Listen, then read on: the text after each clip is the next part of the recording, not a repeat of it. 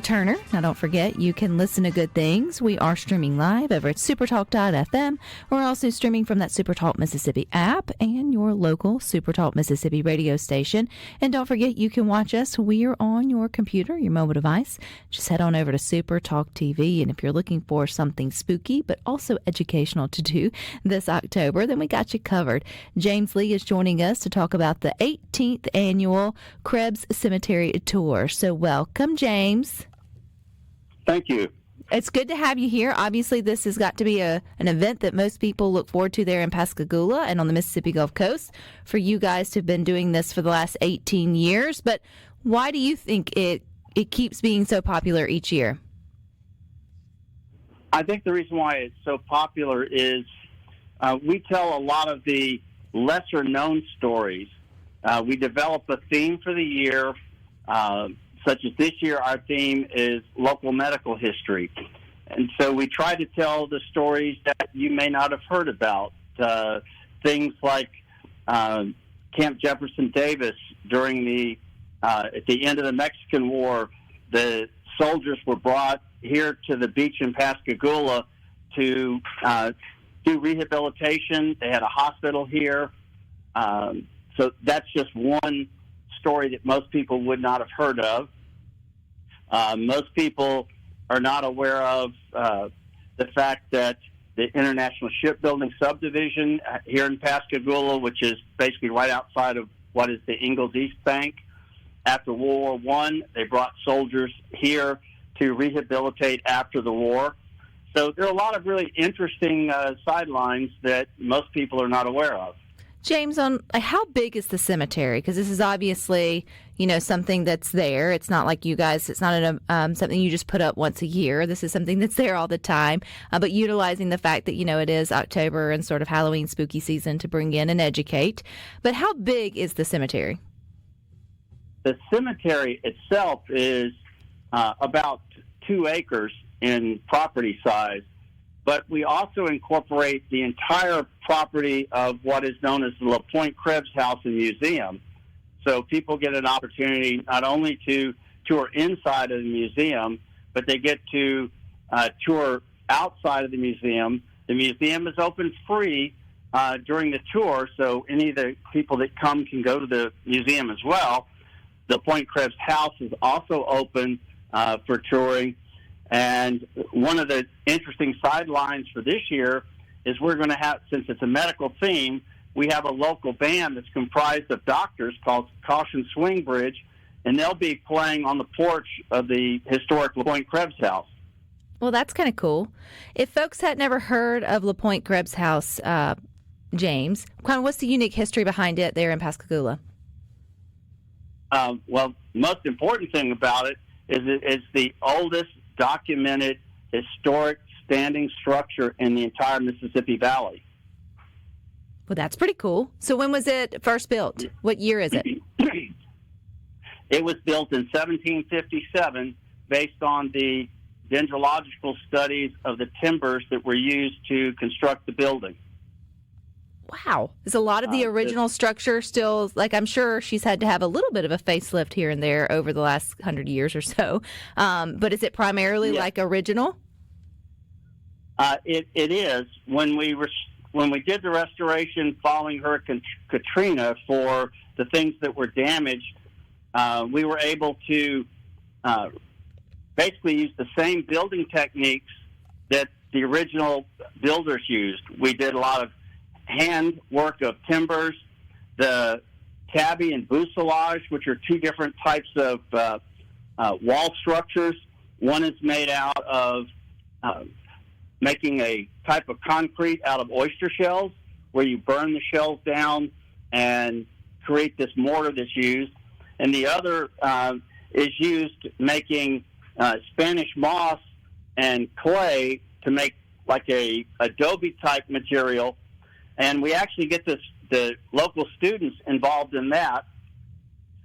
We have the elementary schools come out and do a tour, and we give them a big vat of mud and Spanish moss and let them stomp until they're perfectly happy and muddy. People wouldn't have as big of houses anymore, James, if they had to do that to build one, would they? Say that again? I said people wouldn't have as big of square footage houses today if they had to take that kind of time into building their homes. Or maybe they would, and they would just build one and be done. Yes, historically, most houses, particularly in this area, would have started as a small center core building, usually with maybe one fireplace for cooking and heating, and then they would have, over time, expanded it outward. You'll notice in a lot of historic properties in our area, almost all of the houses have a gallery all the way around the house, because in the heat of the summer, it was too hot to stay inside of the house, so people would literally move beds out onto the porches and sleep at night to get the cooler breeze in the evening from being out on the porches.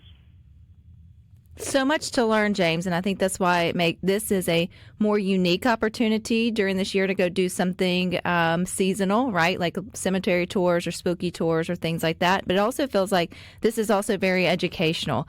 I know it's coming up this Thursday, October the 24th, from 5:30 to 7:30. Is it scary, like scary, or is it just it's at dusk and you're learning the history of the people who lay to rest there? It's really the idea of teaching history. It's an educational event. People that may be buried in the cemetery, that we're reenacting that character. We'll have people in costumes that relate to the time frame that the person lived, and then they will tell their story, tell the history behind it, and make it very informative for everyone. So I think that's the real draw to us, is to teach our local history that you really don't get in schools as much as we should. There's cemeteries all across Mississippi, James, that offer these kind of tours, particularly during this time of year. Would that be a good encouragement no matter where you're at? If you've got a local cemetery that's got, folks from 100, 200 plus years ago, to get out and sort of enjoy it and learn a little bit more about your history? For sure. One of the things that we do is a lot of the sponsoring organizations for the tours along the coast, we will do some joint advertising and other things, and we encourage people, if they come to our tour, we usually have signs up advertising the other tours that are ongoing so that people can get a flavor of the history across the entire Gulf Coast. Oh, that's real neat. Do you need tickets for this, James? No, it's just you come. There's no charge. We do accept donations to help us with our expenses for like costumes, but it's free of charge, and I think everybody has a wonderful time.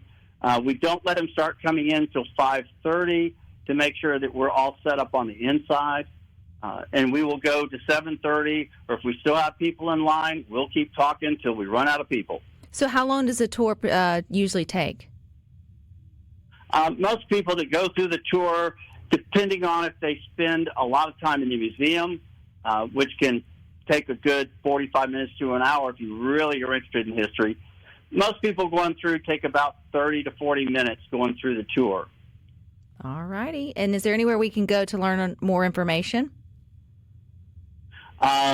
We have our flyers. We post things on our Facebook page, particularly for the Jackson County Historical and Genealogical Society and for the LaPointe-Krebs Foundation.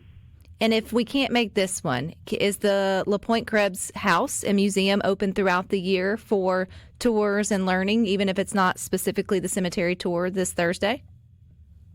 Yes, it is open 7 days a week, beginning at 10 o'clock in the morning, and there's always an informed docent there that can tell you the history and help show you the place. Well, I feel like this needs to be on everybody's bucket list as they're traveling the Mississippi Gulf Coast. You need to see, as you stated, James, the oldest, say it again. It's the oldest documented structure in the entire Mississippi Valley. There you go. Pretty cool. Well, hoping for good weather and a big crowd for you guys, James, this Thursday, and I appreciate your time. Oh, I thank you very much. All righty, you guys stick with this. We've got more good for you coming up next.